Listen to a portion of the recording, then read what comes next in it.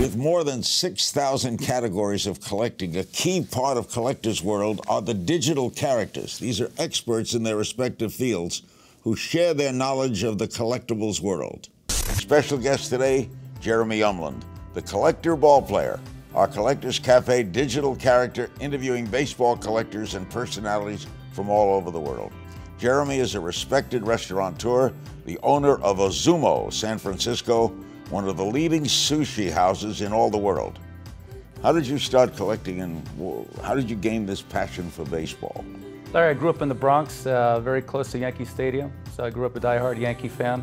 And when you're a kid living in the city, especially New York City with the Yankees, I think it's almost a given you develop a passion for baseball.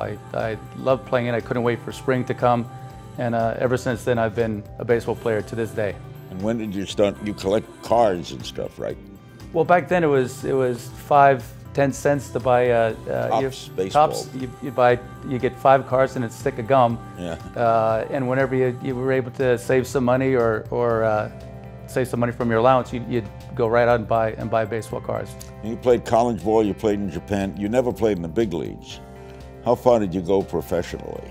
Well, I actually went to Japan as an exchange student. And became, I believe, the first American college baseball player to play in Japan. So that made me a little bit of an oddity, which drew some attention to me. But very fortunately for me, I threw a no-hitter in my 3rd game.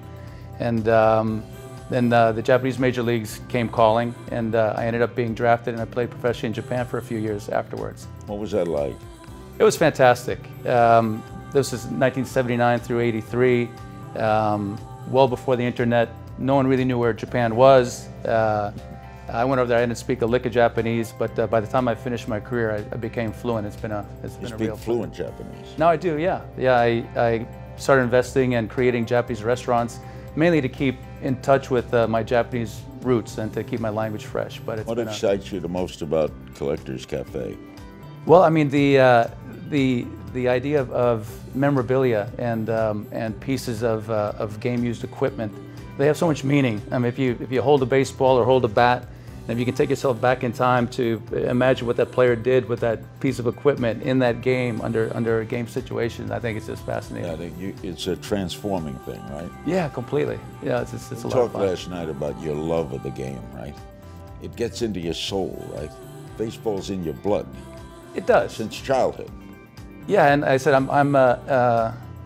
my professional playing days are long past, but I still play in a Sunday men's league, pitching at the young age of 56.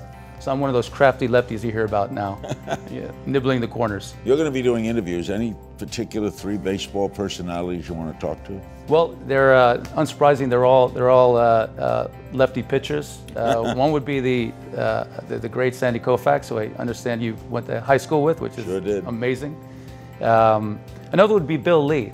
Wild Bill. Wild Bill. Just his passion for the sport. He still plays, and he's in his 60s. They're doing a movie about him. That's right. Yeah, with my friend Josh Duhamel, and right. It's going to come out here in about a year or so. And then Ron Guidry, just because I grew up idolizing the guy, you know, as a kid from the Bronx. That's right, yeah. Jeremy, it's a pleasure meeting you. I had so much fun talking to you. It's great working with you on Celebrity and on the Collectors Cafe. It's going to be a lot of fun, Larry. Great having you part of it. Thanks very much. Take 2 and hit to right. Right, exactly.